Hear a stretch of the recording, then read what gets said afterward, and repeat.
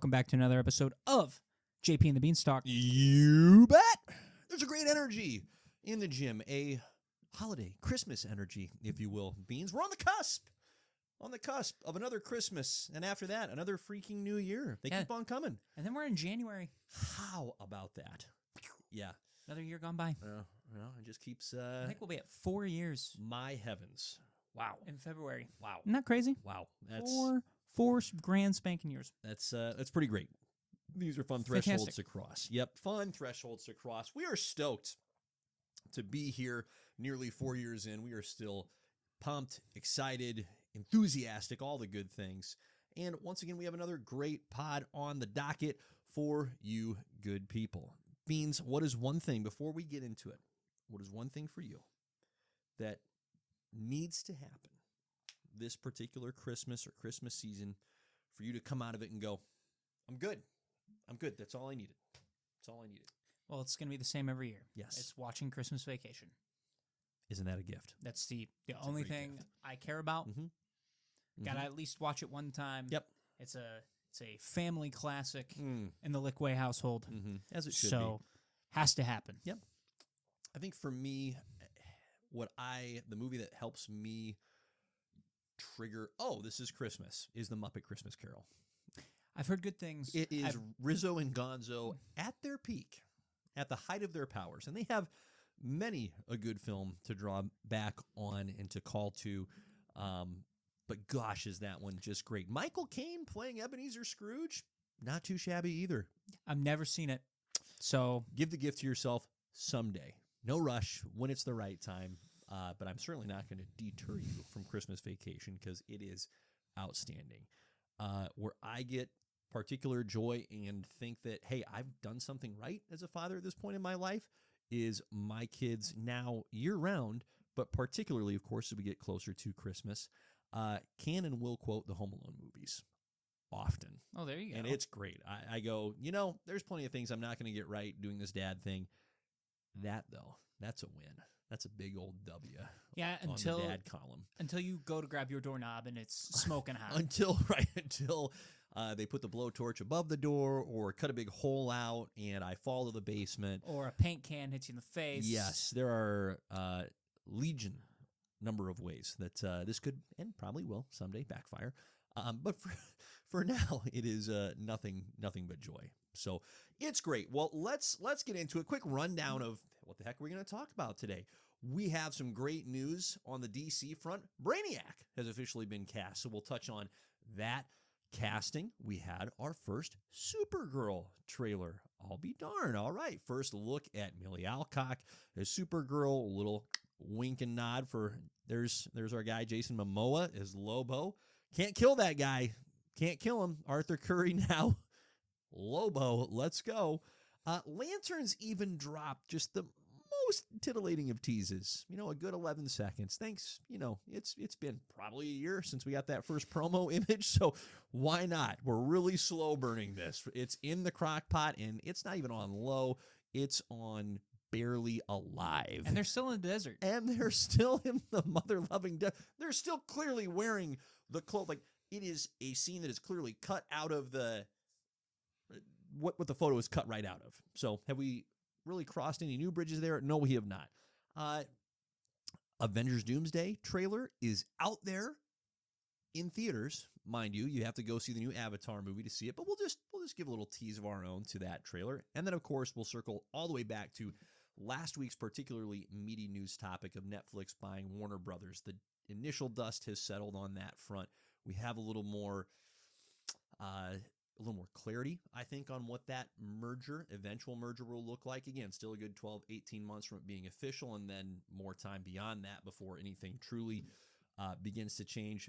And we're going to continue our march through the MCU today, hitting on Thor. Excited to be there. And then, of course, another classic, JP and the Beans, top 5 for you good people. So, without further ado, before we get into the Supergirl trailer, Beans, let's touch on the casting of Brainiac. Yeah. Let's see. Have you heard of the guy before? Lars? Lars, our guy. Have you heard of Lars? Here's the reason this is an important question. Because if anyone says, oh, yeah, I have, liar. No, you haven't. And unless you're from Germany. Right, but we, as far as I know, don't know any native Germans. So, liar. And if you have, it's intervention time because you shouldn't have. And so if you have, we need to flesh out your life. There needs to be more going on. Like, we're nerds. We're diving deep here into the comic book lore, and that's fine. You shouldn't know who Lars is. But now we get to know Lars. That's great. What do you think of, let's just start with the really basic, right? Because so much of the fit for character to role is the look. Now, Brainiac is going to be a role where there's going to be CGI and prosthetic enhancement and whatnot. But what do you think, just in general, of the look of our guy, Lars Eidinger? I think he has the look. How tall is Lars? Ooh, interesting. Let me see if I can find out for you. I'm curious. Here's my one request, Lars. Get jacked. Get absolutely ripped. You don't think you need it for a guy like Brainiac, but boy, do you need Brainiac to be just huge, muscular. I want somebody not only mentally superior to Superman, but I want somebody on par strength-wise by the looks of it. This can't be somebody that, like Lex Luthor, where Superman punches once and he's dead. I want Brainiac to be taking a hit and then to be able to look back at Bruce, or not Bruce, look back at Clark, and Clark be like, uh-oh. Yep. He can take a punch from me. That's not a good sign. He's only 6'3". That's fine. That's fine. That's a tall drink of water. 6'3", we can. That's perfect. That's great. Truly great. How tall is Corn Sweat? Yep, that's my next Google here. So we got he's in that same neighborhood. Exactly. So this needs to be Brainiac needs to be able to look the part. 6'4". Yes, beautiful. I love it.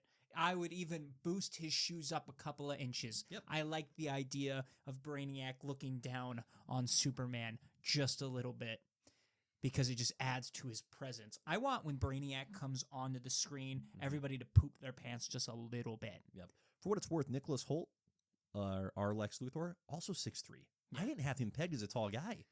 Truly. That's fair. I can't even tell you exactly why, but in Nicholas Holt's various roles as Beast, in the Mad Max movie, trying to think of what else I've seen. Those are the two that spring to the top of mind.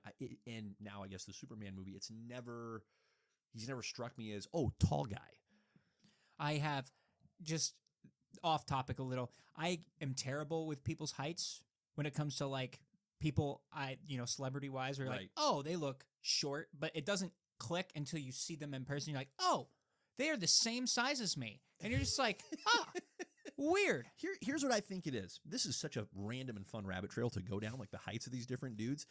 I think why I've got Nick Hoult stuck in my brain as a average to below average height person is because the first time I saw him in a movie was X-Men First Class with James McAvoy. And I know James McAvoy isn't tall. He's 5'7", okay?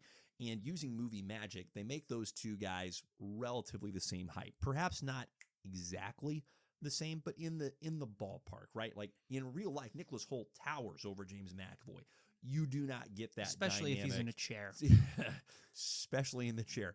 You don't get that dynamic in First Class. They're presented to be similar in height. So listen, good for Nick Hoult, I think is what I'm trying to say. And Lars, of course. Yeah, I am.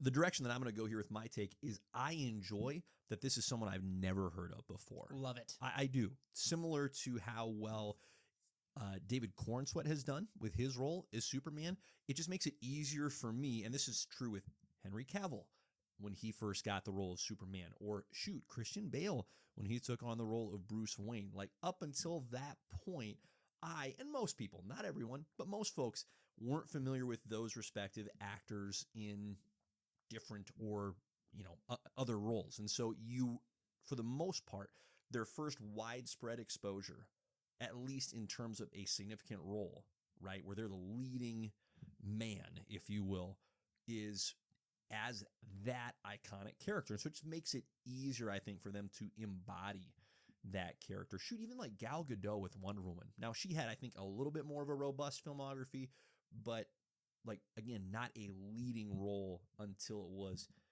that movie, right? Jason Momoa is a good example of a guy where he had been in so much. By the time you stick him in the role as Aquaman, quite frankly, I'm not looking at Jason Momoa and going, "Oh, Arthur Curry." It's just Jason Momoa. Oh, and they're calling him Arthur in this movie. Sure, okay, right. Good on you, Art. Good to see you, bud. That makes sense. So I like.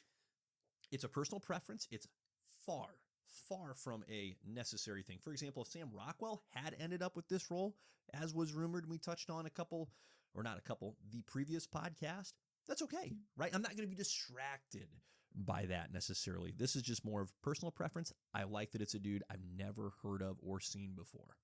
It's great because there's talented people out there. It's just a matter of, are they going to get the opportunity? And I imagine Lars fits into that bucket of when we see him, we're going to be enamored. Well, James just has the history Yep.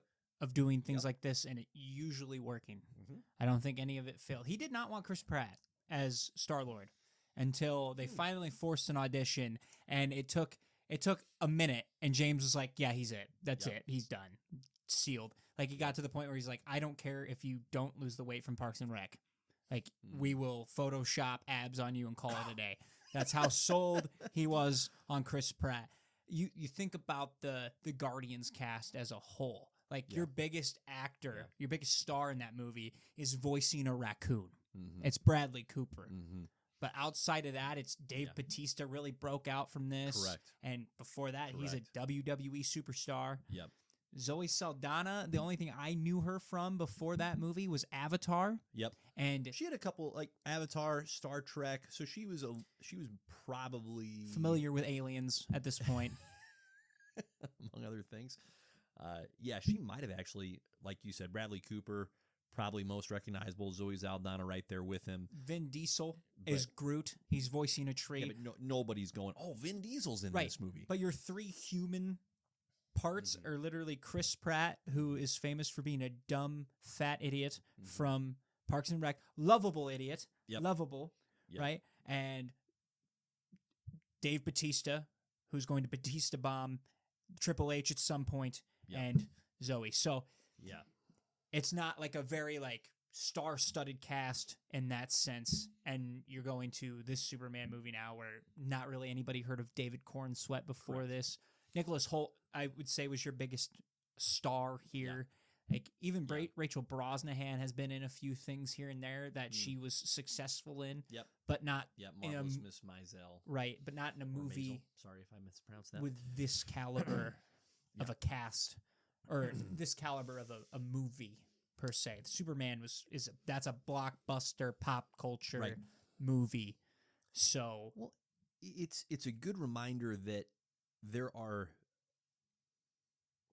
so many talented actresses and actors out there that I can't think of the last time, and maybe there's a time and it's just not coming to me, but we'll touch on this with Thor here later in this episode, how critical casting and casting well is, and how consistently I think when movies are willing to take a chance on someone that does not yet have the track record.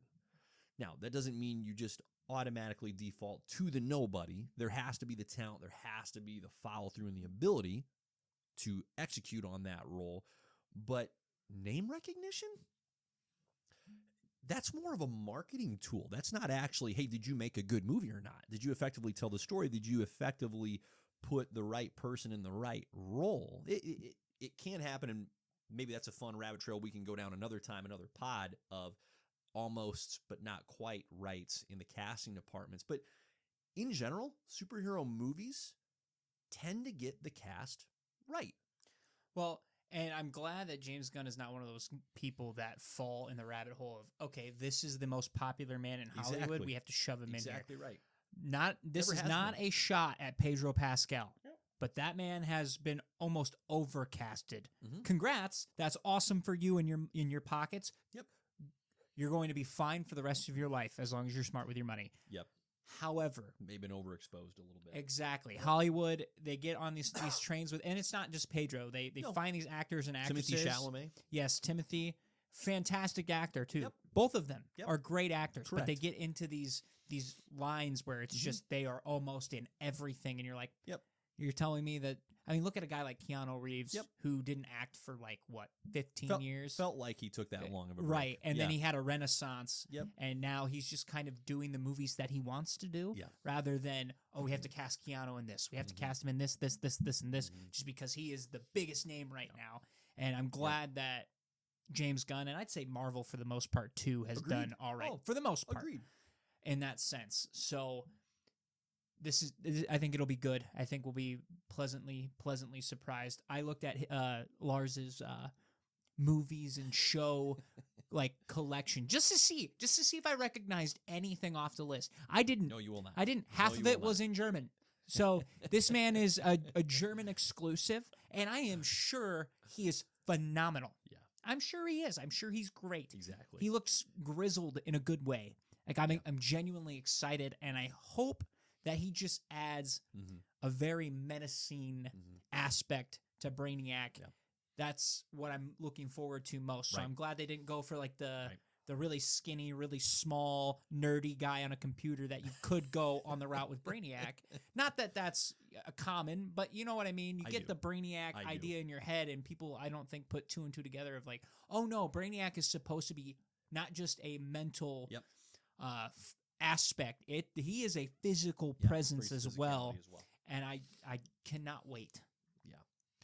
Yeah, totally agree. And it's just the fun part of the life cycle of what we're getting into with DC is they have done their now official and hard reset. And we're going to get into this, we think, with Marvel in terms of some of their characters resetting, or at the bare minimum, introducing some new characters. Is it injects fresh faces and fresh takes on these characters, which, quite frankly, is needed. Like, for as much as we are enjoying this reflection, right, on the Thor movie that we'll get into, on the MCU as a whole, it is overall better, I believe, to move on with new actors and new actresses, even if they're in, the same roles. Like, that's okay. That's better than Chris Hemsworth playing Thor for 25 years, probably.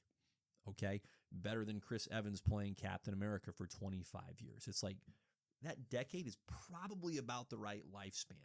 So, all that being said, I'm getting way too in depth here. Welcome to the show, Lars. Looking forward to seeing you. Until you go the old man route. Yep. Because I'm not going to lie to you. Right. If they do a Thor, if they do Gore the God Butcher correctly, and they're like, hey, it'd be really fun. Yes. Chris Hemsworth at 70 As years old man old. Thor. By the way, still probably jacked out of his mind. All right? Probably still jacked. I would love that He's gonna more be on than that, anything. He's going to be on that Hulk Hogan track. Yeah, Like, yours just still huge. You're like, good for you. Yep. What are you using? But good for you. But good for you. Good for you. Yep. Good genetics and some other things. But even like old man Cap, I would love Totally. for Chris Evans to get to like 70 and just be like this crispy old man that's like, this isn't how America worked back in my day, as he's training like these new young Avengers to take up the mantles. Fair enough. Totally agree. There's times where it works great, but Totally yes, agree. I agree with you. I would really love Michael Keaton as an old man Batman in Batman Beyond. That would be another. That was one of the most sincerely fun parts about the very not good Flash movie. Like Michael Keaton being brought into the fold as Batman, or not brought into the fold, but allowed to be Batman again. That was a lot of freaking fun. And it worked. In the midst of a not good, very flawed movie. It worked. That element worked and was super enjoyable. Super enjoyable. So, a lot of good things. All good things is what we're trying to say. Okay, we should keep moving. Supergirl dropped the trailer. Couple minutes long. First longer view of Amelia Alcock in the Supergirl role. We obviously had her get her little tease, if you will, at the end of the Superman movie. Crashing into the Fortress of Solitude, little sauced, you might say, taking Crypto with her. Feeling good, we think. Anyway, what were your overall takeaways from our 2 minutes, first 2 minutes of Supergirl? It keeps getting compared to Guardians, which, okay, fine. I think the major two takeaways here is, A, we're getting more Crypto, the Superdog, okay? Sure. But two, and I think the most important thing that everybody wanted to see was Lobo. And dang it, did they do us dirty? Dang it, did they do us dirty? Like, honestly, honest to God, I hope the second trailer.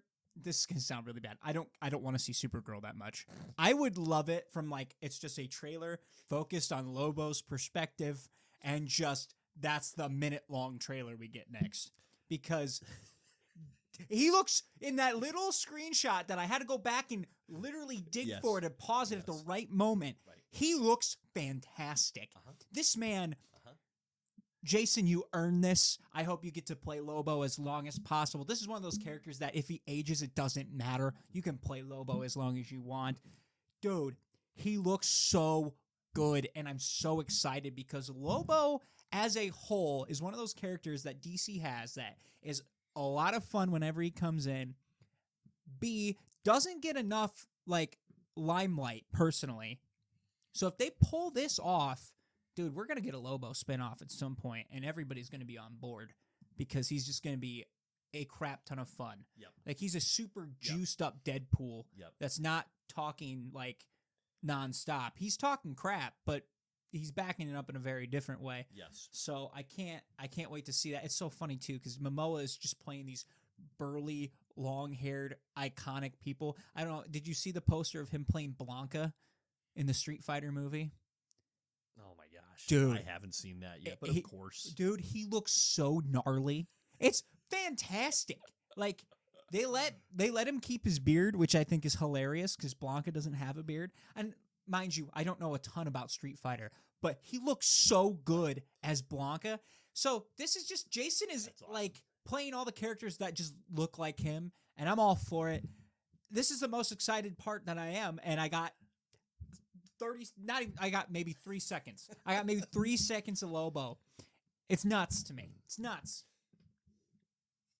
And it's brilliant because Perfect. as soon as they put Jason Momoa for longer than that, what they did in the trailer, the movie immediately becomes it's a Jason Momoa movie. Oh, for sure. So for sure. I am both aligned with you and very much in agreement with how they approach this. Because you don't need yet. They'll uncover that as we get closer to the release date, right? That will eventually become a very real, very real part of the marketing of Jason Momoa is in this movie. But what they're efforting is laying the foundation of Supergirl as a character, Millie Alcock as the actress that gets to embody that character. Because if they were to give Jason Momoa 10 seconds in this trailer, Millie's instantly overwhelmed. Supergirl's instantly just truly, because of everything you just said, like you're not the only one, and it's not wrong. It's just real. It's like as of right now, Lobo is a more inherently interesting character that people want to see, and Jason Momoa in particular. Like the dude was just born to play Lobo. It's actually more wild that it has taken this long to get Jason Momoa as Lobo than anything else. So here's a fun little sidebar. So it's well known at this point that Jason Momoa spent some time growing up in Iowa, right? My aunt and uncle, as public educators, had the opportunity to teach Jason Momoa while he was coming through their classrooms. Sick brag. And Continue. They bring it up almost every Christmas, which I don't mind because it's actually fun to revisit the story. And this time we had some fresh fodder, right? Because it's like, hey, Jason's going to be in the in the new Supergirl movie, and I don't even remember how we got on the thread in particular, but just my uncle's like, just who he is. He's like, he's not even acting. He's just being that's who he's always been. It's like, yeah, I think in a lot of ways, that's part of good casting is putting actors and actresses into roles that they can fill out more organically. And then you have that next particularly elite tier of actor or actress that can wear a myriad of hats and be equally believable. Most, and I don't mean this at all as a slight, most actors and actresses have a particular, hey, this is a role you're really good at, right? And as soon as you put them in a different role, it's ill-fitting or awkward. And of course, there are some that are outstanding. Not dunking on anybody saying, oh, you're not even trying. It's like, obviously it takes energy, effort, and whatnot. But Jason Momoa is one of those dudes that every time I've seen him in a role, it's Jason Momoa. He's the same or similar dude, regardless of what his fictional role and title is at that point. And it's wildly entertaining. So it's great. I'm not saying, Jason, you suck as an actor. No, you're great. You're very entertaining. Very entertaining. Please keep being you. I'm very excited to see him as Lobo as well. It's like him. I throw Ryan Reynolds in there as Yes. well. They're just actors that you know what you're going to get when they get on screen. Right? And that's okay. You cast Ryan Reynolds to have him be Ryan Reynolds. Yeah. Not to have him, hey, Ryan, can you play this guy named Brian Smith? No, come be yourself, please. It's like, that's great. So anyway, that's great. I do want to touch on the Guardians vibe. It's okay. I also find it to be an extraordinarily lazy take. Like, get more creative. This is not a Guardians movie. This is a Supergirl movie, and this is a James Gunn universe, but it's not his movie. He hasn't written it. He hasn't directed it. I don't know. I don't particularly vibe with that take because, is it because there was music in the trailer? It's like, it's a Supergirl movie. It's not a team-up movie. There's my little old man rant on that. I liked what we got to see. I liked that we got to see Supergirl in action. I think that's great. I loved how at the end of the trailer, they intentionally pushed the comic right at you, because that graphic novel, Woman of Tomorrow, that this Supergirl movie is drawing from most strongly in terms of its influence, is outstanding. And like we've talked about so many times on the pod, why not work together here, movies and comics? Right? So I appreciated, and little golf clap for that bit of marketing right there. It's exactly what you should be doing. So I thought it was great. Yeah. Like, the more, you had a great points on Lobo. It's one of those things, too, I'm wondering, I'm like, are we getting Supergirl too early? Is this too early in the DC line where we just haven't had enough time with her? Because then she does get overshadowed by a Lobo, in the sense of, oh, maybe if we had more time with her in the Superman realm, and then she gets a movie, then we're like, oh, okay, now we're here to watch her because we love her so much in the Superman movie. Mm-hmm. I guess we will find out after this movie. Yeah. You have to, based on that particular graphic novel, there's a great character there. Okay. Like a lot of female characters in comics, there's times where she's just been done a disservice in terms of how her role is presented. That Woman of Tomorrow version, that Supergirl can hang. That's one you want to see more of and read more of and all these things. And at this juncture of the DCU, they need a female character because it is too early, probably too early to put Wonder Woman out there, right? Like they did it with Superman, but they're having a hard time, obviously, with Batman for reasons. They're having a hard time, I think, with Wonder Woman as well. So what's a female character that we haven't seen much, actually any of, in the cinematic realm? We've had her in TV shows, but not in a full-length feature film. Well, unless you want to count the Richard Donner stuff, but too long ago, 40 years. No, thank you. This makes sense. It's the right character at the right time. I have high expectations for this one. Here's a little weird aside. Normally, I get caught up in run times, and I know this movie, allegedly, it's in the can, and what we're hearing is it's going to be less than 2 hours. That's actually, for this movie, perfect. Because you know what this movie is? It's True Grit. It's just Supergirl in the role of Rooster Cogburn in True Grit. And that movie, True Grit, comes in at like an hour 45, an hour 50, and it's terrific. It's fast-paced, and that's what this movie needs to be. This doesn't need to be an extended, elongated view of the character.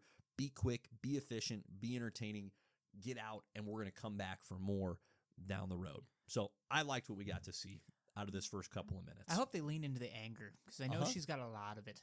And I don't feel like we saw a lot of it in this. Mm-hmm. I feel like we got a little bit of the drunkie. Yeah, a little bit of the somberness. A little bit of the, I don't know where I'm at right now. So I'm hoping we just get to see her snap, because that is like the one big difference between her and Clark, is that she flies off the handle a little bit more. Mm-hmm. She doesn't have in control. And you know what? Understandable. Yep.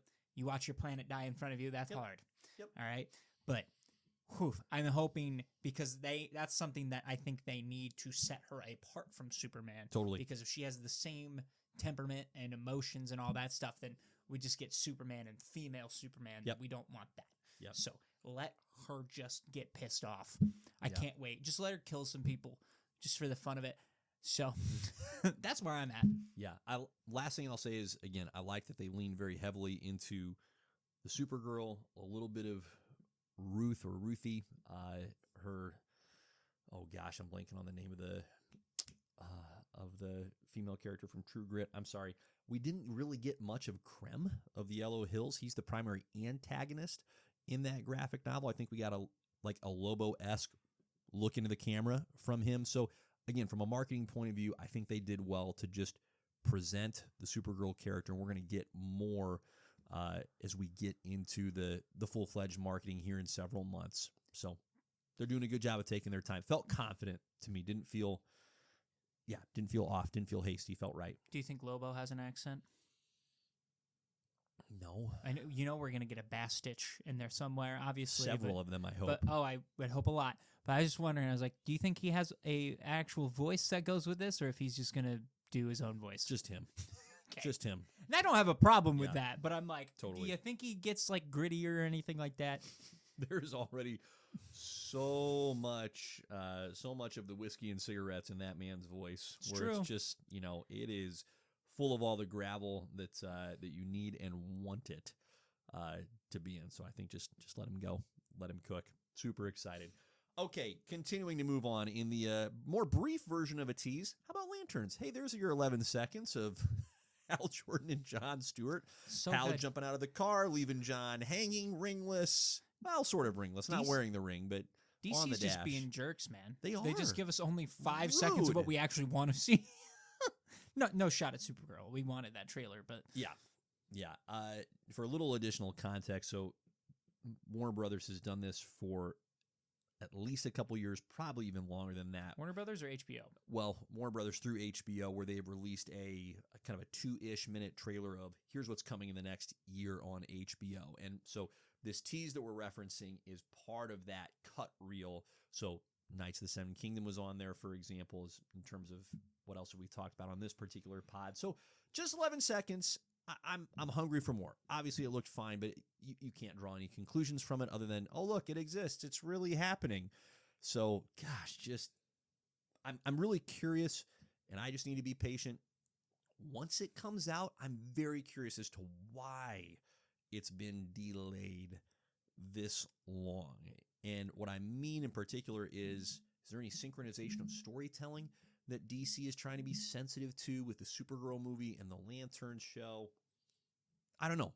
That is still a very open question as to how in sync are these separate works really trying to be. We've been told not much. Like they're trying to live as independent entities. Great. Truly fine. But I am perplexed as to why we're waiting this long. Oh, well. That's really all I got on that one. Yeah, I mean, nothing much happens. No.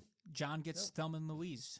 That's pretty much it. He just gets shoved in a car and just him. thrown off. Yeah, it's just him. Is it Thelma and Louise or is it Always Sunny? Where Mac and Charlie die and There's Mac both supposed drives. to jump out. Yeah. Right. It might It's a little bit of a be more blend between the accurate, two. yeah. Right. A little bit. Right. A little bit of a blend between the two. Oh, that's Hal is amazing. Charlie. He gets out of there. It's like, you got this. You got this. You'll jump out. Why didn't you jump out? I don't know, man. It happened so fast. Okay, we'll move on. Circling back to the big news from last pod, Netflix is going to buy Warner Brothers. That seems pretty as safe as anything can be a year away from actually getting over the finish line. But where the kerfuffle came up that left that outcome in some really tangible doubt was Paramount had made an initial bid with Warner Brothers. Warner Brothers pivoted to Netflix, and Paramount said, well, we're upset. They essentially threw a fit, offered a bunch more money, and Netflix still said, thanks. Warner Brothers still said, thanks, we're good. We're going with Netflix. Now, in the 2 weeks since we last released an episode, and now Netflix has also had the opportunity to respond to the initial, call it public concern of well as Netflix acquiring Warner Bros. Just to shut it down and turn everything into streaming. And as we said, and Netflix is just saying what they're supposed to say at this point, so who knows if it's really true, but I'm going to pretend to believe that it's true. Netflix said, why would we do that? Why would we do that? We are not buying Warner Brothers to then not have Warner Brothers be Warner Brothers. In other words, we are not buying Warner Brothers to turn them into a streaming service. It's two arms on the same body. Streaming, box office. Makes all the sense in the world to me, Beans. I can't see any good reason for them to alter that as of right now. And again, plenty of time. Things can change, but at the moment, everybody's jobs seem safe, including James Gunn and Peter Satt. It's all about making money. Yep. If James and Peter are going to keep making Warner Brothers money, the new Netflix overlords are not going to say, you're out. Zack Snyder didn't get booted because he didn't make money. He got booted because he can't make anybody money, except for himself, because he likes his own movies. Good for you, Zach. Yeah, no, I mean, I think those are a majority of my concerns. So as long as they keep that, I'm good. I'm good. And we'll have to wait and see if it's that's just true. self-defeating. Like, and not that people can't and don't do crazy things at times that defy health and logic, but these people in their roles are very good at making money. That's why they're in their roles. And it just seems like the most obvious and easy path to making the money is to keep putting movies in movie theaters. Hey. And keep streaming. Both and, not either or. The thing I am most excited about is we're probably going to get one less streaming service like we talked about last time. Game of Thrones exactly on Netflix, that baby. Consolidation. Let's go. Yep. That's gonna be better for everybody with one less. And then we have to wait for the other ones to slowly die until we have Disney Plus versus Netflix moving forward, because Hulu is getting absorbed. So, and that soon won't be a thing anymore. No. Crazy, isn't it? So I am all for that. That is the one thing that they can do for me. But if they keep Warner Brothers separate and they're like, okay, this is great. And even like with their Netflix movies that they were making and they throw it into a Warner Brothers studio, I think they will be winning in that front as well. So, yep. And I think another bit of news that just needs to be referenced in the context of this conversation. So there is a annual projection of box office earnings of the upcoming year. And the company, this is similar to Lars. If you say you've heard of this company, no, you haven't. You haven't seen Lars, you haven't heard of this company. It's called Gower Street Analytics. Oh yeah, I know them. They're great in the analytical department. Aren't they fantastic? They're fantastic. They are projecting, okay, and again, projections are just that, educated guesses, a global box office total of $35 billion with a B, which would be the highest year for the box office since 2019. Now, a lot of that has to do with some of the large tentpole films that are forecasted to come out, right? So not the least of which would be the Avengers movie. There's a Spider-Man movie. Oh, look at that. There's a Toy Story movie. Christopher Nolan's dropping the Odyssey. Steven Spielberg came out of the weeds to bring another movie to the screen. Freaking Dune continues to pump out movies. My point in the terms of the context of this conversation is that, yes, while the last several years has been an overall dip, it has more to do with the quality than it does anything else. You put good movies in front of us, we will go watch them. Yep, we will. And for those of you that are angsty about, oh, well, Netflix over the movie, you as the person, you as the fan, have agency and some influence over the outcome here. You know what Netflix is doing? They're doing whatever it is that's going to make them money. So if you're watching their crap, that's on you. That's up to you at that point. Go watch something that's good. Don't watch something that isn't worth your time, energy, and resources. So there is a bounce back financially coming to the box office. Number of reasons for that, not the least of which is, hey, those are movies that people want to see. Novel idea. And can we also just not pretend that there was ever this cinematic nirvana that we existed in when everything that ended up in the theaters was great? No, it wasn't. It's never been that way. There's always been poo in the theaters. But we have had a few years now of an imbalance of these just aren't good movies. These aren't movies worth going to see, paying the premium to go see in the theater.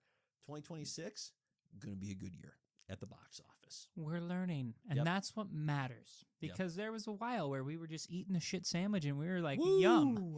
Yeah. And finally, enough people were like, no, go away. Yep. You want we don't want the theaters to die. This is part of it. Overall, this is what we have been calling for. Consolidate. There needs to be consolidation. There's too much. So this is part of how that works. Company buys another company. There's going to be more of this. This is not the last, if I can forecast and do a little analytics here, this is not the last consolidation that is going to occur. There's going to be another couple of transactions. Maybe it won't be quite on this high of a scale, but I won't be shocked if and when there is. You just have to. USA. USA. That's America, baby. America. America. Last little bit of news, then we'll get into Thor. Again, the Avengers Doomsday trailer, it's out there. So, hey, if you're one of the many people that have gone to see Avatar, Fire and Ash, not my cup of tea. I went and saw the first Avatar movie when it came out. It was a huge deal, right? People were losing their minds over that movie. I love the first one. I did. I haven't seen it in a long time. I'm glad that you loved it. I went there. I was like, okay. But that's just me. That's my problem, okay? For those of you that have seen it, really enjoyed it, good for you. Well, good on you. Truly, that's great. It's weird to me because that movie the second one made a ton of money, Mm-hmm. and I didn't talk to anyone who saw it. Mm-hmm. Isn't that weird? You're like, how did you make all this money? I don't know anybody who's seen it, but yet you're telling me, okay, whatever. So there's an audience for it, Yep. which is great. Yep. But so, oh yeah, one quick thing that's not on the list. Yeah, go for it. No Way Home, or not No Way Home, the new Spider-Man movie. Wrapped. You're right. Good point. We're done filming, so we are in the production part now. Yeah, a little post-production action.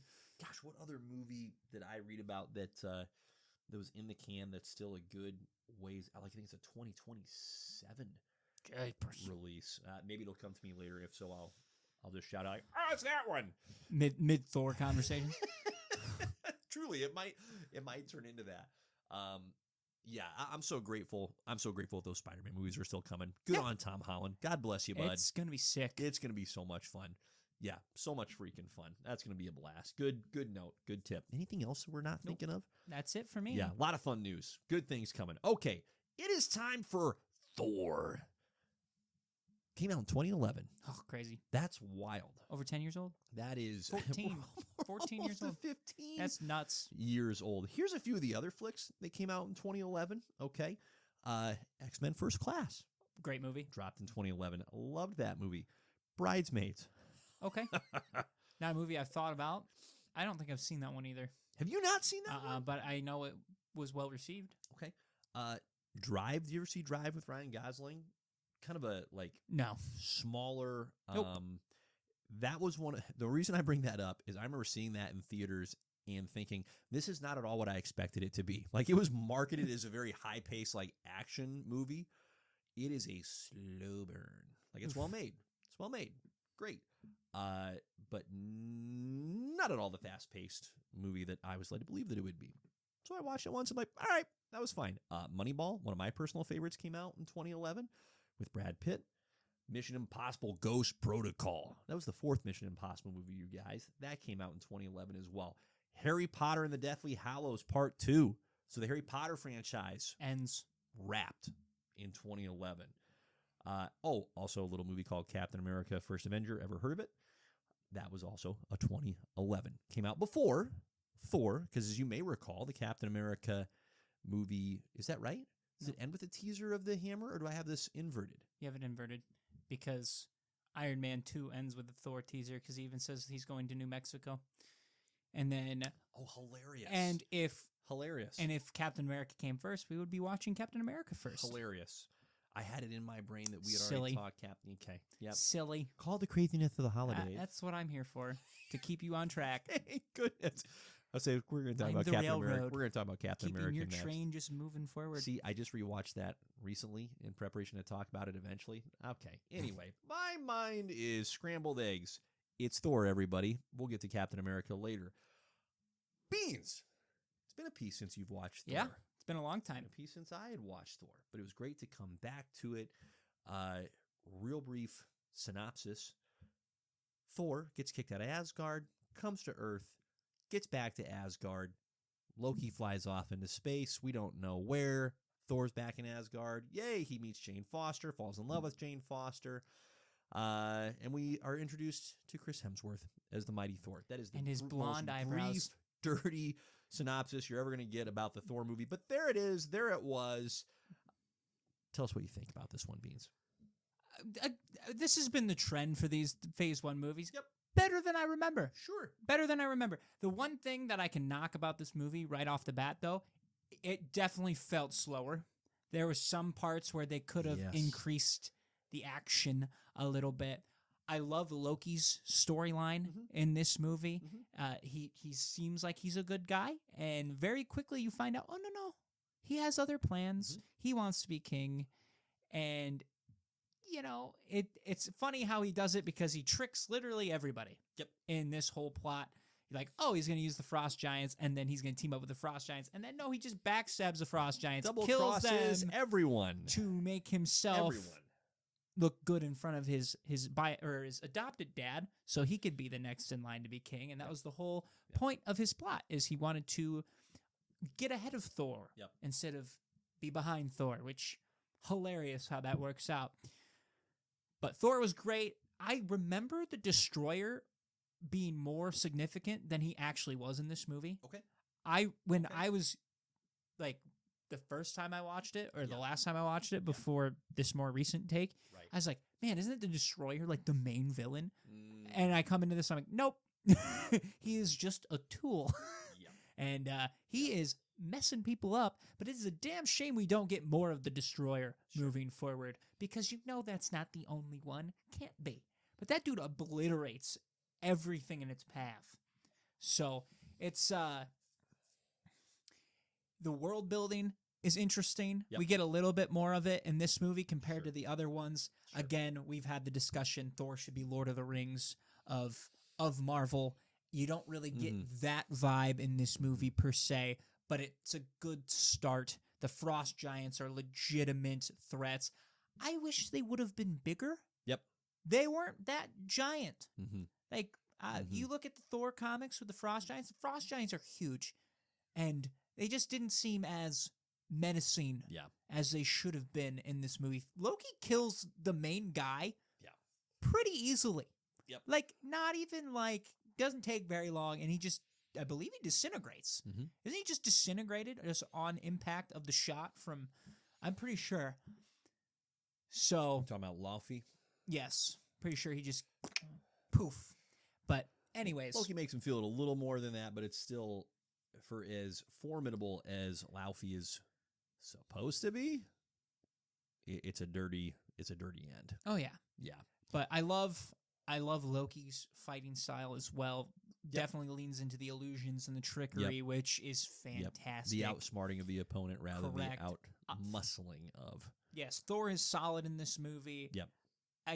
The arc is great, makes sense. I wish we would have got more Hawkeye. We get Hawkeye in this for 5 minutes, which you're like, cool. Because that's something that I feel like you just forget existed. Gets swept under the rug quite a bit. Sure. But yeah, I think I wanted more from the Thor cast than just Thor and Loki. Like the Warriors 3 and Sif are interesting characters in their own right. And they do get their moment in the sun, but it's very short-lived. I mean, they are here and there, and they're trying to win Thor back, but it's more as a unit rather than individuality. Like, yes, they are definitely their own people. Don't get that twisted, but they don't really get enough development in this. They're kind of just there to move the story along. So Heimdall is a boss in this movie. Idris Elba, fantastic. Love that he was cast in that role. Oh, and he's such a presence, right? He's got the voice, he's got the physicality. It's like, yes, I believe that you are an all-seeing being. I just also I'm with you. Love his, like, he is by the book, but he still has morals. And he's like, yeah, I'm not telling you to go through there, but I am going to walk out. So you do. I'm going to leave the door open. Whatever you leave the do. key in the lock. I'm going to go out here for a 5. I'm listening to my king. I'm guarding the door, Yeah. but there's a pretty butterfly over here. You do what you need to do. Heimdall is He's got some agency, doesn't oh, he? he's awesome. Yep. And to watch him like unfreeze himself eventually and just tear up some frost giants, Super cool. I could watch Heimdall fight all Yep. the time. So it's one of those movies where it's a decent start Yeah. to Thor. Yeah. It's just, man, when you watch that and you know Thor 2 is a downgrade, it's a little bit tougher to get behind. So I don't know. I wanted more from this for sure. I think Thor is the worst character to give an origin story to. And here's what I mean by that. Because of where we're choosing to tell his story, where Thor gets humbled. So his character progression, most origin stories, okay, for comic book characters in particular, let's just stay in that lane, are how that character either grew into or trained into or were gifted with and then had to cope with and learn how to hone their powers, right? For Thor, it's very different. He has the power. He loves it. He's pumped to have it, as a matter of fact. He thinks he's the best that is, ever was, and ever will be. And so he has to be removed. He has to have his powers taken away. And then he has to go on a journey of humbling. Okay. And that can't be microwaved. You have to take your time.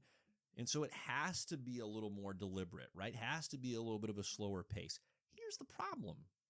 We don't come into this Thor movie to watch a slow-paced character development story. We want to see the god of freaking thunder smash things. So there's an inherent expectations are going to be in one place for what we're going to get and what we, I guess, have to have in order to tell an appropriate story in terms of developing the character is just going to be super misaligned with our expectations. And I think that's a bummer. Now, could it have been done better with all those circumstances? Sure. But I don't see how this movie, when you're going, how do we tell the story of the humbling of Thor? I don't know how this movie can win, quite frankly. Well, and I'm not here like championing it or advocating for it. I just don't watch it and go, well, here's how you make it that much better, unless they would have had Thor, what they could have done and probably should have done, in a way to contradict myself and answer my own question, is, put Chris Hemsworth as Thor on Earth, have him go through a set of trials where he's having to physically battle as a human, different adversaries, instead of just kind of wandering around, getting to know Jane, and then the Destroyer shows up, and it's like, well, you're truly effed. Like, you have no chance. Like, there was such little, I thought, tangible progression. I understand that he gains some humility, but I just felt like we were more told that he's become humble rather than shown that he's become humble by getting knocked around a little bit physically. That's what I think we should have seen, is he goes up and gets beaten down by some dudes. But instead he walks into the freaking SHIELD facility and takes all those dudes to task. It's like, that shouldn't have happened. It shouldn't have. He should have gotten his butt kicked a little bit there. Well, he still knows how to fight. Yes, but there should have been, I'm not saying it should have been a one-on-one, but good grief, there should have been 6 SHIELD guys where he's taking down a couple of them and then the rest of them take him down, or he just gets freaking, he gets tased in the movie. How does SHIELD not have a taser? They're like, no, let's just go mano-a-mano. That's stupid. They were testing his limits. I guess. They want to see how good he actually was. Yeah. No, when you put it that way, they really cut themselves off at the knees. Yes. And that's what I mean. And they limit the scope because, again, the world of Thor is so immense and spectacular and very fantasy driven in that sense. And you have what we got in the Frost Giant realm was fantastic. Yep. That's great. We're not there very long. You want to see that action. And then you stick him on Earth and you're like, we just went from all to nothing real fast. And now we're like, oh, we're kind of grounded here. Mm-hmm. And I think looking back now, and I'm totally okay with, going the arrogant route, Odin having to take, because that's Sure. very classic comics. Sure. But I'm wondering if it hits harder in the sense of he just becomes unworthy of the hammer Mhm. over time, whether it be like eventually with Gore, where he's like, Yep. oh, the gods He aren't believes worthy, himself to be unworthy. right? Yep. And that's why he can't pick up the hammer. Yep. And you actually get to see, like, or they go the route where it's young Thor and he's got the axe because he's just not quite worthy yet of Mhm. the hammer, Mhm. and you get to watch this guy Eventually become worthy. work for it. And Yeah. then imagine if he's rocking the hammer or the battle the axe initially. up Sure. until Avengers. Yeah. He gets his ass beat, Right. and then all of a sudden you just see a hammer Yep. move because it's a last ditch effort, and Yep. that's when he's worthy. Yeah. I think. Yeah. I think going the route that they did, you're limiting it because, okay, if he's going to be arrogant and he's going to be unworthy, we haven't had enough time with Thor to really see the arrogance Correct. bite him in the ass. Correct. We had one instance. So you're Yep. telling me it only took one arrogant moment Mhm. for Thor, and yes, Mhm. they've obviously alluded that this is just who This is a he pattern. is. Yep. Right. But we don't get to actually see that pattern play out. Yeah. And so when he does get it taken away, you're like, oh, well, that sucks. Mm-hmm. And then Mm-hmm. he just gets it right back at the end of the movie, and you're like, "Wow, Yep. hold on." He lost it and earned it back within an hour and a half. Like, how many days on Earth? Maybe a week or two. He was down a hammer, Right. and it's just like, Right. Did we grow that much? like Did we? that's incredible character growth. If only the rest of us could mature that rapidly. Correct. Yeah. And by the way, this is an Asgardian god. Their timelines compared to ours Yeah. is poof. So Yep. you think it would take maybe 100 to 200 years to him Mhm. actually figure it out? Maybe Mhm. for Yeah. growth. You think their growth would be longer? But I think that is a very good point in the Yep. sense of just they limited themselves on what they could do. You bring your ceiling so low as soon as you do that. Because this is, again, it's a comic book movie, so you expect to see action. That's fair. You want to see this is an exceptionally powerful character, so the action should be pretty immense, right? Pretty spectacular, pretty formidable. And we get just so little of both of those things. Crazy idea. We don't have to be on Earth that long. That's exactly right. We don't.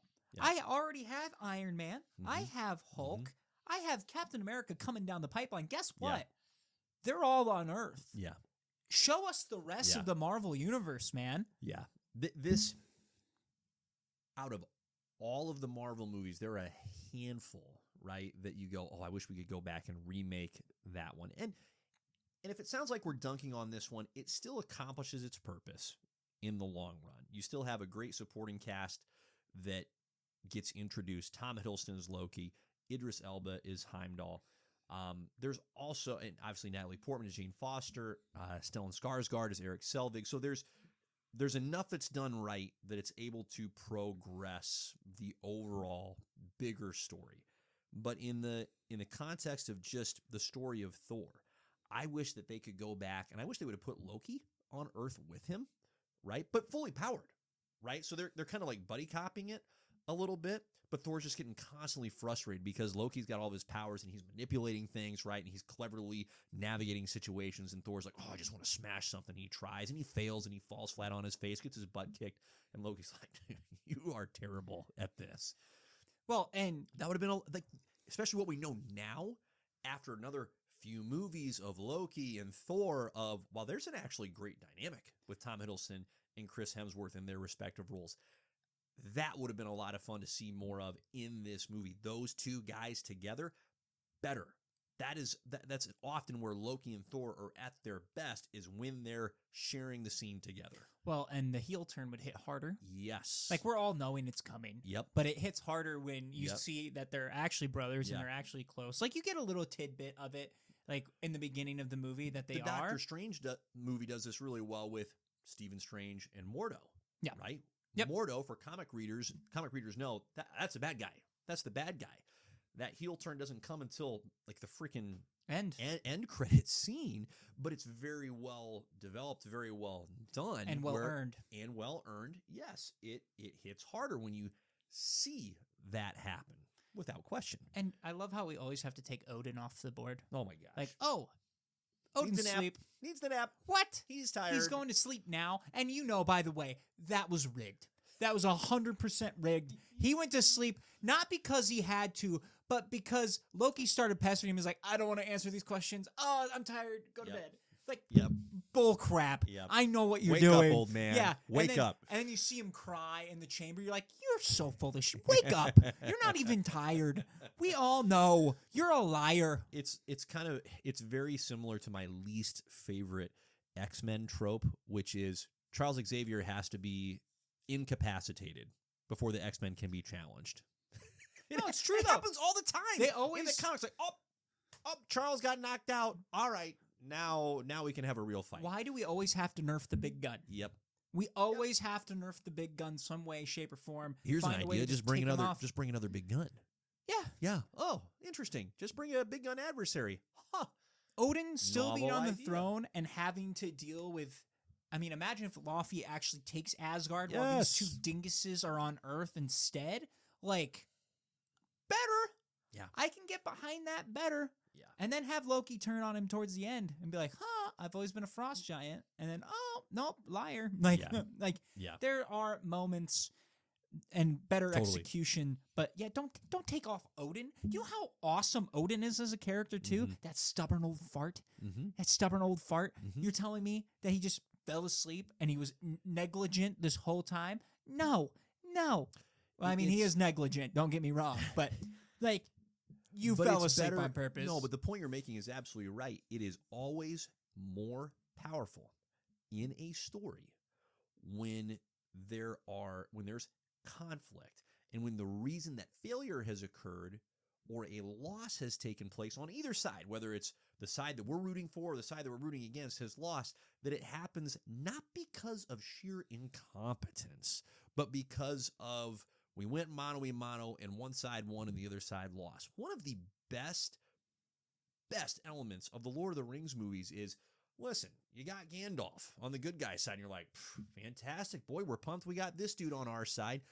Gandalf gets his butt kicked in a couple different occasions. It's not, hey, we got to take Gandalf off the board. It's, well, Gandalf went to meet up with Sauron. Sorry if I'm spoiling this, by the way, for anybody that hasn't read the books in the last 80 years or seen the movie. He goes to link up with Sauron, and Sauron kicks his butt and tosses him on the top of Orthanc Tower.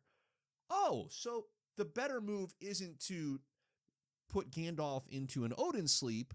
It's to actually introduce a character who can go toe-to-toe with Gandalf and maybe be stronger than him. Odin sleep. Exactly. So it's such nonsense. It's like, you can have Odin out there.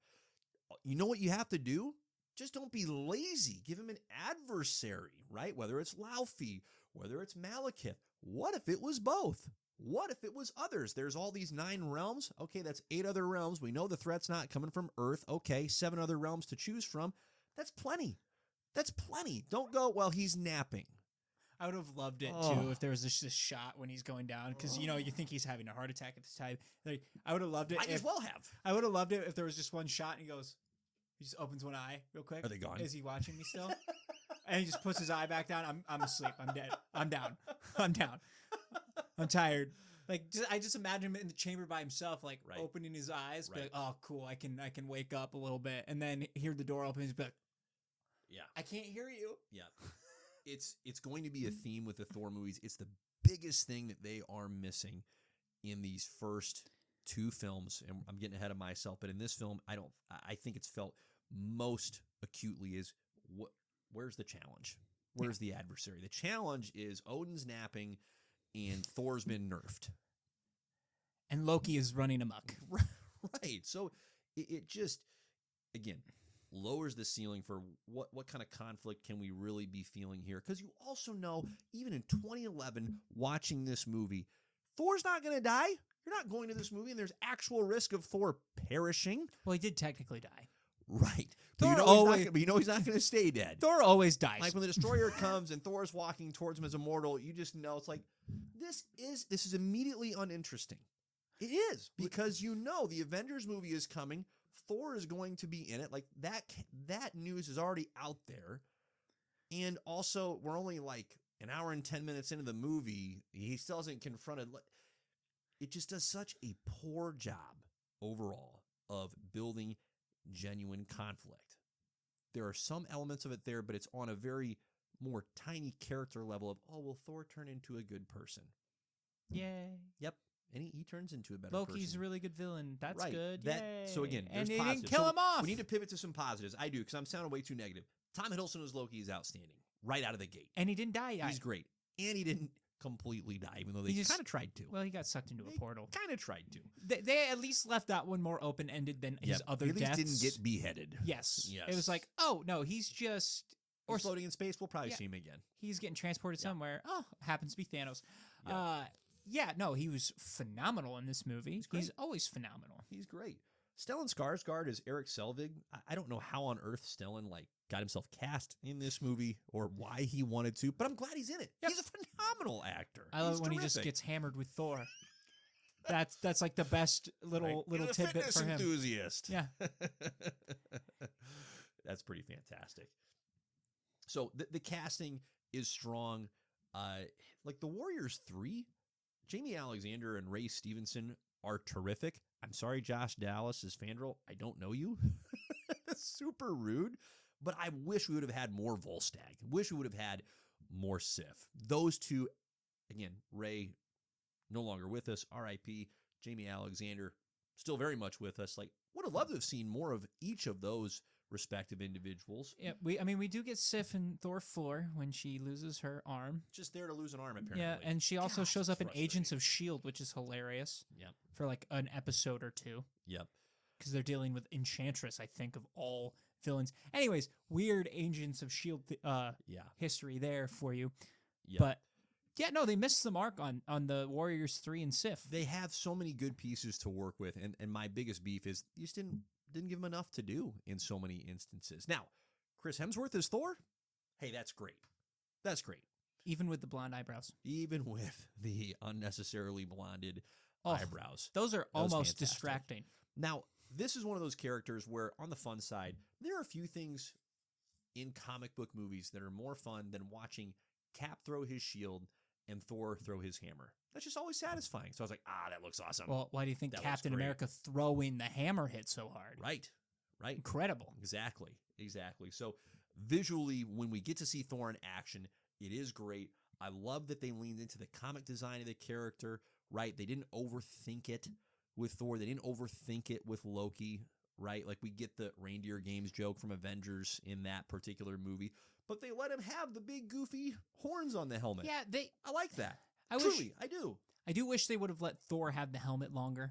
Agreed. His helmet does not get utilized as much. But it's just a true thing, it's just a truism in action movies. If you are the leading person, even though you should be wearing a helmet, you're not going to be. Almost every war movie, it's uncanny. It's like, we got to see this guy take the helmet off. It's like, he's in a war. Shouldn't he be wearing it? No. Well, yes, he should, but no, he won't.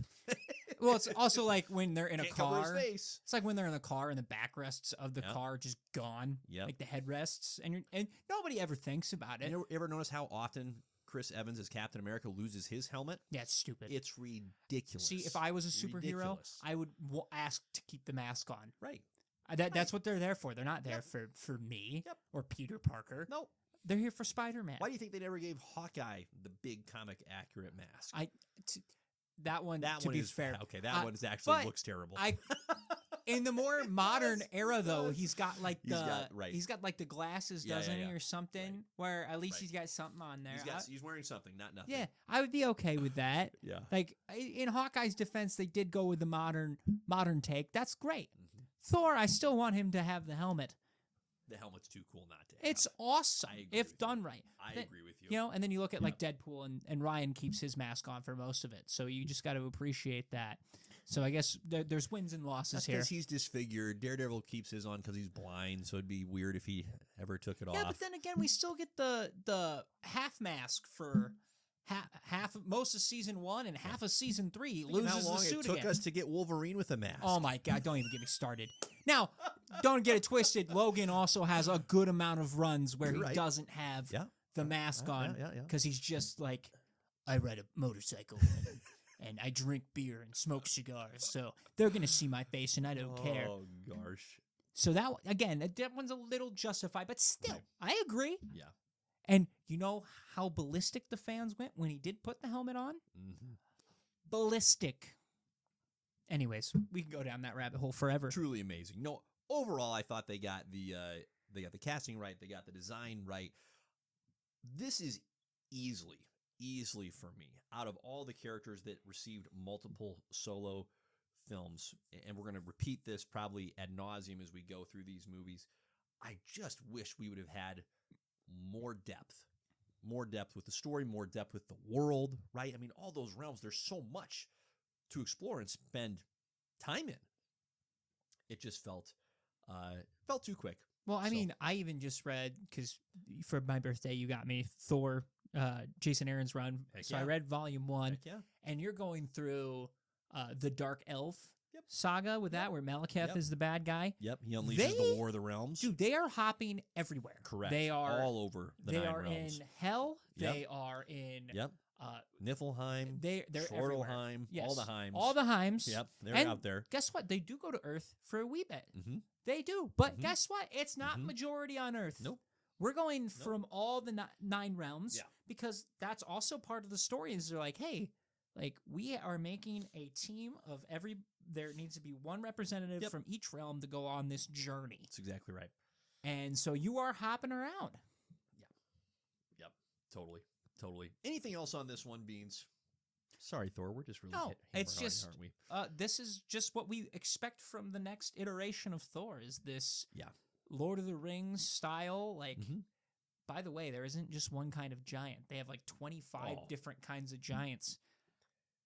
You could spend Yeah. There's 3 a lot. movies There's a lot out here. in that A realm. lot out here. So Truly. I am genuinely hoping we get that in the next Thor franchise, the Yep. next Thor trilogy that we get. Yep. And like you said, if Chris Hemsworth is going to stick around in the role, you know what? Great. Let him dive even deeper. So, all right, let's keep moving because it's time for another classic. JP and the Beans top 5. Today's top 5 is our top 5 as Guardians. This is going to be a wild and fun list, I'm sure. I'm curious if we have any overlap. I'm Probably. guessing some, but I don't think they're going to align in their spots. We'll see if I'm wrong. Beans, without further ado, you go first. Yeah, for my number 5, and this is because of Thor Ragnarok, the movie, I have Hela at 5th. Now, in the comics, I believe she's actually Loki's daughter, not the sister of Loki and Thor. Gotcha. So it's a little bit of a different dynamic. Sure. However, when they introduce her into this movie, first of all, they do a great job of establishing her as a legitimate threat to Yes. everybody. Yes. She goes in and she kills like everybody that you at least have some remote familiarity with, that Thor, Wipes them right out. that the movies did try a little to do Yep. with, but they're like, you know what, if they kill him, nobody's going to be super disappointed. Yep. So you have that going for you. And this is the Queen of Hell. Mhm. Legit awesome. Mhm. Power set with the daggers everywhere. Sick. She has 2 big-ass wolves as partners. Seems like a good move. Yeah. Yep. She's cool. If you're trying to kill some people, seems like She's- a good move. Awesome. Mhm. And the actress who played her, phenomenal. So overall, Yeah, Kate Blanchett killed it. Didn't oh, she? she was Goodness so gracious. good in this role. Yeah. I would love to see more of Hela. But she's at 5 for me. That's great. My number 5 is Heimdall. Here's a little quinky dink that I didn't realize until I was doing my research. Heimdall is the brother of Sif. Huh. I didn't know that Yeah, either. same. They are Same. somewhat all loosely related, so that's just Norse gods. Well, that's just gods in general. If you Kind get of Appalachian, isn't it? well, if you get into the real mythology, that's Mhm. where it gets really weird. So Yeah. I think It's Marvel best took to it. divert from that, Yes. not it? Marvel took it and fixed it a little bit. Mhm. I think. Both in the real world and the comics, we're grateful that we're Thank getting God. a little less weird. Thank the Lord Almighty. I just enjoy and am also amused at times by Heimdall's power set, because think of how overwhelming it actually is to be all-seeing, right? And I'm a little curious too as to the mechanics of that. Like, does that mean he's truly omniscient where he's seeing everything all at once? I don't think that can be the case. I think it has to be more of a, where is he looking right now? Like, wherever he wants to look, he can see. Also, imagine just the problems with that ability. right? Oh, you'd go insane. Yeah. Yeah. It's a little bit of sensory overload. Also, how do you, put some regulations on Heimdall where it's like, hey, don't look over there, right? Look away, like privacy concerns. And this I'm just is a little worried there. Relatively stoic guy as well.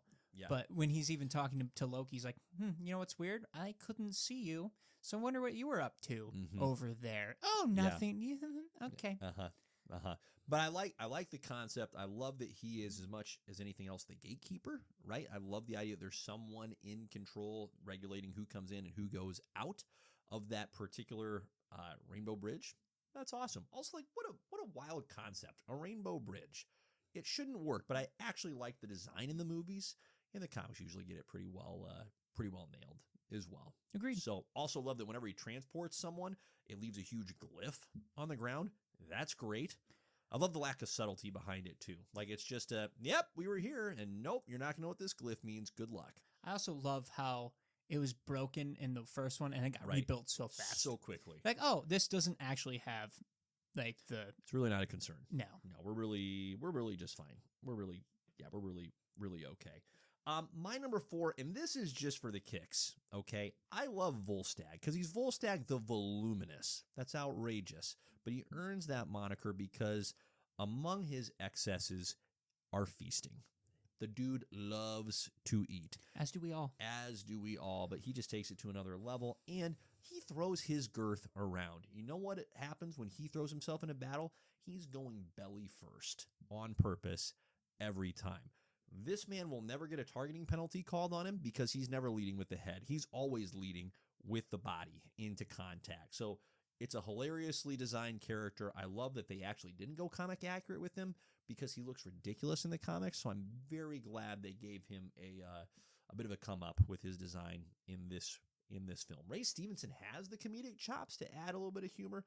They just didn't give him enough time. So I wish among many things that Ray would have had more opportunity with our guy. Look, I love the Warriors 3 on paper. I just have not had a lot of time with them, and the movies didn't do them justice, which I think is a mistake. It is. So that's my number 4, Volstagg the Voluminous. My number 4 is Heimdall. I love Heimdall because here's the other thing we don't talk about. When that dude is allowed to fight, he might be up there. He might be one of the strongest fighters in Asgard as a whole. Like, if it's him and Volstagg, I'm probably going to take Heimdall in that fight. Truly. And there's very few people where I probably wouldn't take Heimdall over. Right. If that makes sense as a sentence. Yep. So, for that reason, Heimdall at 4. It's a great spot. Great spot for Heimdall. Number 3, and number 3? This is where I kind of turn into a basic boy. This list is where it gets a little basic. At 3, I have Odin. Okay. Now, Odin. What I like about Odin, is this is the grumpy old man that's just in charge. He's got his 2 ravens. You can resonate with that. I can. I honestly, in Fear itself, that storyline. This man is sticking to his guns. He's doing what's best for Asgard. And at the same time, he acknowledges that his son is wants to go off and protect Earth. Right. They have all these fights. And by the way, Odin still kicks Thor's ass. It's not even close. Odin puts him in his place. Yeah. However, I do love it when eventually Odin just breaks and he's like, okay, here's the deal. One of these fantastic moments in Fear itself. Tony gives up his sobriety to get Odin's attention. That is his prayer to Odin. Yep. He knocks out a bottle of whiskey. Whoa. Yes. And then Odin's like, okay, you have my attention. This is your sacrifice. He's like, look, you think we're going to die? Fantastic. Here's the deal. If you think we're going to die and you're going to come and kill everybody on Earth and start over again, at least give us a good fighting shot. And Odin's like, all right, fine. You can have access to the forge. Let's Tony just build a ton of weapons just for the hell of it. And so it just goes to show Odin does, deep down, he does care, but he is doing what he thinks is best for his people. Right. And at the end of the day, Thor isn't really ready to make that sacrifice yet. He doesn't understand that role of king. And for that reason, I've got 3 Odin. Yeah. I like that take.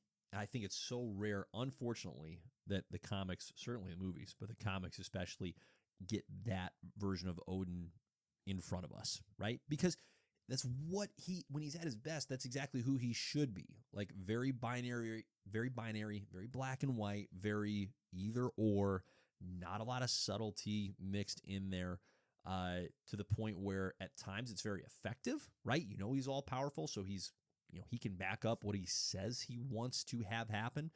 But then there's also times where that adherence to the letter of the law is going to get him into, his own law is going to get him into trouble, because it's like, dude, you need to pivot here. We need to pivot. And he's just stubbornly refusing. He's like, no, everybody else move. You get in line with me. Well, and that's what I think the movies really sucked at, is actually showing how strong he is. Because we always get like the Odin Force. Like if you've got a force named after you, which also self-named, but still, it still counts. He's right. He's not wrong to name it after himself. It's the most powerful force in the 9 realms. Like they do a great job of showing how like flip-floppy he gets, in the sense of like, this is the way that it has to be. Yeah. And then, oh, okay, fine, it's the other way around. Yeah. Like they do that very well, where he has his like moral high grounds per se. Right.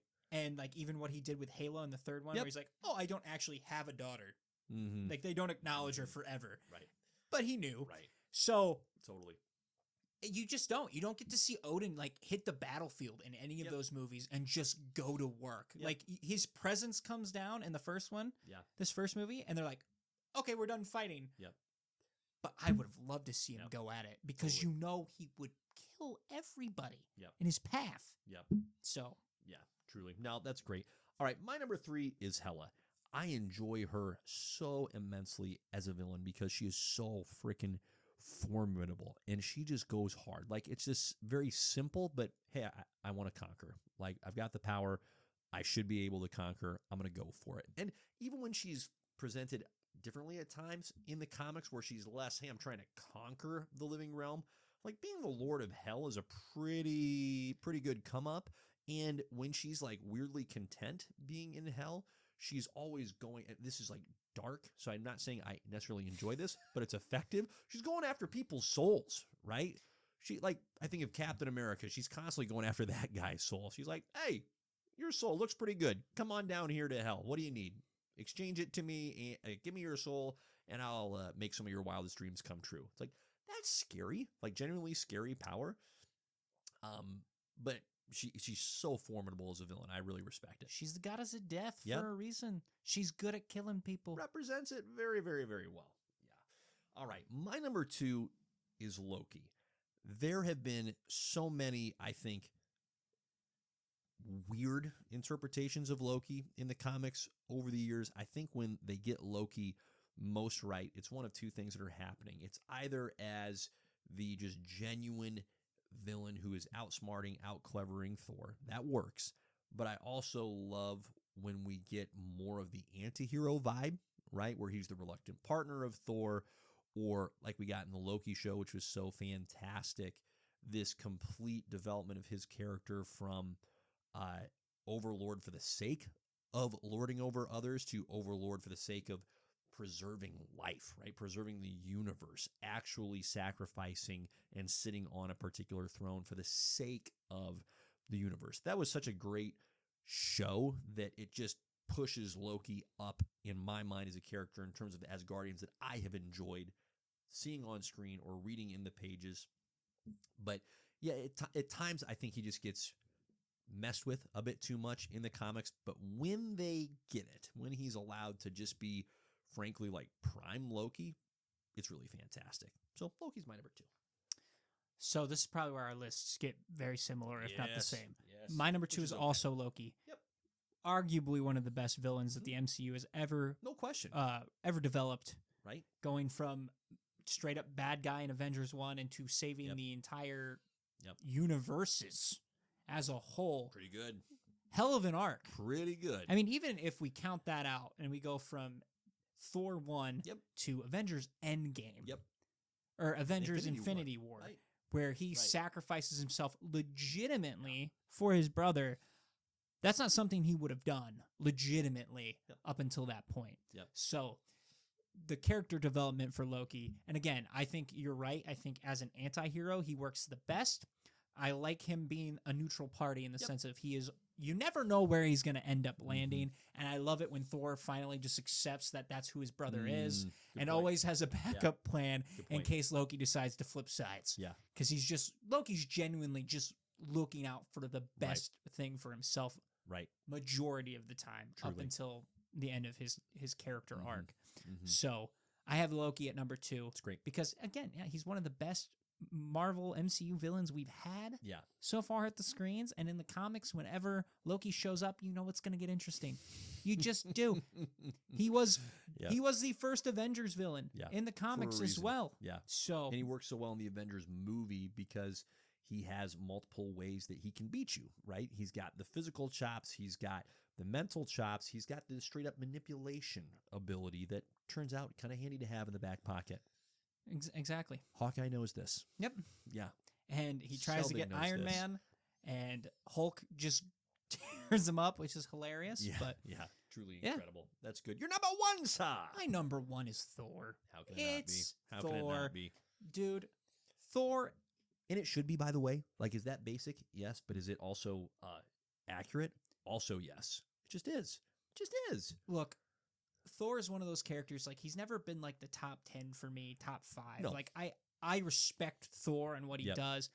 But then you go and read, like, Gore the God Butcher, and you go read, you know, him against Malekith. You start to even get more of, okay, this is why he is so well respected. Yep.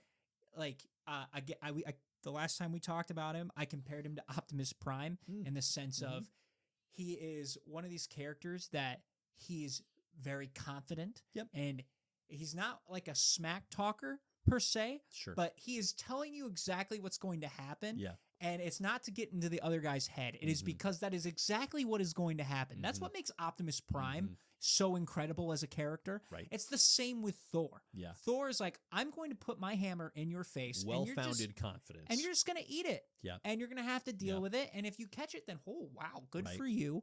But this dude is the god of the Vikings for a reason. He was built for war. Every time he shows up, you know he's going to be a menace and a force. There's a reason that he rivals the Hulk when it comes to strength. Like, by the way, his bloodline, Odin, Killer, Boar, honorable mention to that guy. I would love to, like, get a hold of Boar, because this dude was also an absolute unit from what little I know. Yeah. Dude, when Thor hits it, it's a whole, like, I think the perfect Thor moment in, like, all of the movies, it doesn't come from a single Thor movie. It comes from Infinity War, where they are losing the battle. The fight is not going their way. All of a sudden, bang, Heimdall drops him in with Rocket and Groot, and he's got Stormbreaker next to him, and you're like, oh, here we go. Like, he is a tide turner. Yeah. This man is awesome. Great point. So Thor is my number 1. It's a great number 1 for all the reasons you just said. He's an absolute powerhouse. Part of what I would love to see explored at some point. We've seen it in comics, thanks to Jason Aaron primarily, and hopefully we see it explored on the movie front, but is the fact that this dude is thousands of years old. And the weight of that was touched on a little bit in Infinity War when he's reminiscing with the Guardians about all that he has seen, right? I think it's with Rocket in particular, actually, now that I recall. That is a weightiness that really no other characters that are in that Avengers roster has to deal with, has to reckon with, right? That exceptional longevity that most of us would think, oh, that'd be great to live so long. But then you think of the weariness that inherently comes with that longevity, right? I think there's just so much more of his character to yet be tapped into. One of my favorite moments in comics, and this is actually a Jonathan Hickman move, is when Thor kills a builder in the Infinity storyline, where he throws his hammer away, lets it come through his son, come back, and it just busts a hole right through the builder, coming back into his hand. It's just, there are few characters that can put that bombastic, in a genuine sense, of a moment on a comic book page or in a movie as Thor. Like, he's top dog for a reason. Think of Ragnarok as well, which we'll get into when we get to it. But another great scene where he's coming down, jumping down from the tower, and the silhouette of the lightning coming down. Come on. Like, there are just, he's up there for a reason. When he's at his peak, can't be topped. He's a super fun character. Oh, that builder's moment is Ooh. fantastic because Ooh. they're trying to reason with the other people, Yeah. and they knew deep down that they weren't going to be able to, because Yep. that's when he threw it. Is Yep. like, okay, we're gonna be Yep. nice, and then all of a Yeah, sudden we're he's gonna parlay. he's like, nah, I'm good. Just and kidding. And they're like, Avengers assemble. Right. All right, here Yep. we go. Agreed. Agreed. Assemble away. So it's just the right choice. It just flat out is. All right. Beans, another great top 5, another great episode. Anything else for the good people before we take it home? That's it for me. Merry Christmas to you, Beans. Merry Christmas. Merry Christmas to all you faithful listeners.